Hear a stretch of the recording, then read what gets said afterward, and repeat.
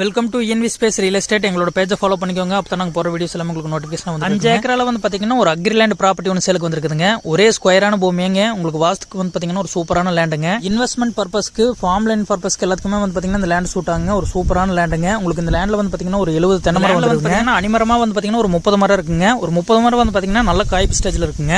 வில்லேஜுக்கு நியரஸ்டாவே வந்து பார்த்தீங்கன்னா இந்த லேண்ட் வந்துருங்க. ஒரு நல்ல செக்யூரான பிளேஸ்ல தான் வந்து பார்த்தீங்கன்னா இந்த லேண்ட் லொக்கேட் ஆகிருக்கு. வாட்டர் சோர்ஸ் பார்த்துட்டீங்கன்னா ஒரு கிணறு இருக்குங்க. 5 HP ஃப்ரீ சர்வீஸ் வந்துருதுங்க. ஒரு போர்வெல் இருக்குங்க.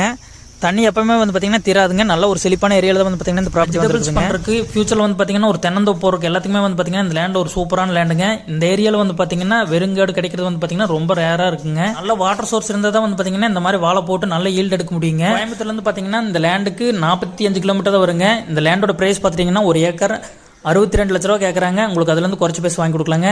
இந்த லேண்டை விசிட் பண்ணணும்னா எங்களோட கான்டாக்ட் நம்பர் கான்டாக்ட் பண்ணிட்டு வாங்க. நேரில் பார்த்துலாங்க. Thank you so மச்ங்க.